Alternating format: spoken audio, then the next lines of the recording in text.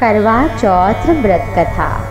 करवा चौथ व्रत को भारत की सनातन धर्म की हर महिला करती है, जिससे उसके पति की आयु लंबी हो और उसे पति का प्यार प्राप्त हो।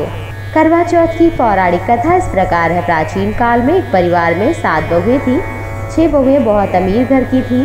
उनका बहुत ही सम्मान था, लेकिन 7वीं बहू के मायके में कोई नहीं था। कामकाज वही करती, लेकिन प्यार नहीं मिलता। सब उसे परेशान करते। त्योहारों पर हर किसी के मायके से कुछ न कुछ आता। इसके घर में कोई नहीं था। मायके में सभी इसको तंग करते।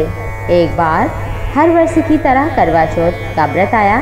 सभी बहुओं के घर से भाई करवा लेकर आए, लेकिन छोटी बहू के यहाँ कोई था नहीं, तो उसके यहाँ से कोई नहीं आया। सब खरी खोटी सुनाते, इसलिए बहुत दुखी होकर जंगल निकल गई। जंगल में जाकर रो रही थी। पास में एक नाग रहता था।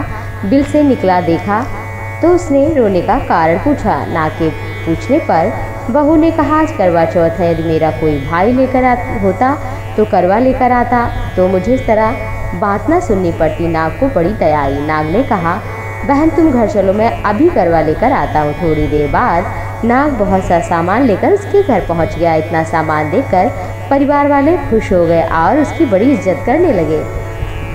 नाग देवता के साथ बहू को भेज भी दिया। नाग देवता बहू को महल में लाकर कहने लगा, जब तक जी चाहे आराम से रहो, कोई कमी नहीं है, लेकिन सामने वाली नांद को मत खोलना। बहू बहुत दिनों तक महल में रही, लेकिन एक दिन महल में जब कोई नहीं था, नांद उठाकर देखा तो बहुत से छोटे छोटे सांप के बच्चे इधर उधर भाग रहे थे।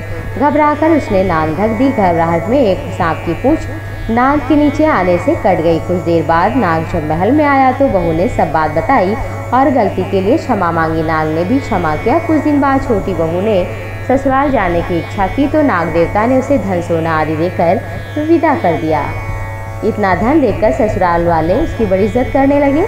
जिस सांप की पूंछ कटी थी, सभी उसे पूंछ कटा कहते तंग करते थे। एक दिन अपनी माँ से पूंछ कटने का कारण पूछा। माँ ने कहा, छोटी बहू के नाद उठाने से, घबराहट में रखने से बेटा तेरी पूंछ कट गई। सांप बोला, मैं बदला लूँगा। माँ ने बहुत कहा कि नहीं बेटा, ऐसा नहीं करते, लेकिन वो माना नहीं। बहू के घर में जाके घुस गया और काटने का सोचने लगा। तभी बहस की आवाज़ बाहर सुनाई देने लगी। छोटी बहू कस्में खा रही थी। अपने सास से कह रही थी, ऐसा मैंने कोई काम नहीं किया, और चाहे तुम मुझसे कसम ले लो अपने छोटे भाई की, उससे प्यारा मुझे कोई नहीं। मैं उसी की कसम खाकर कहती हूँ, मैंने ऐसा कुछ नहीं किया। कुछ कटा भाई तो सुन रहा था। उसने सोचा, ये बहन मुझसे इतना प्यार करती, मैं इसे काटने आया हूँ, इससे कैसे बदला लूँ, और चुपचाप घर वापस चला गया। तभी से सभी उसे कुछ कटा जो कहते थे, उससे वो परेशान भी नहीं हुआ और खुश ही हुआ कि मुझसे इतना कोई प्यार करता है।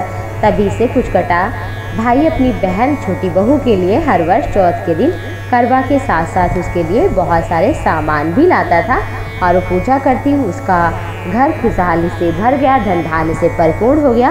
उसके पति की आयु लंबी हो गई और उसके जीवन में पति का प्यार भी हो गया। जो भी करवा चौथ के व्रत की कथा कोई भी महिला सुनती है और व्रत करती है, पढ़ती है, तो उसकी सभी मनोकामनाएं पूर्ण होती हैं। उसका जीवन पति के प्रेम से, पति के लंबे जीवन से परिपूर्ण रहता है। आप सभी पर करवा माँ की कृपा बनी रहे, ऐसी शुभकामना के साथ आप सभी को बहुत बहुत धन्यवाद।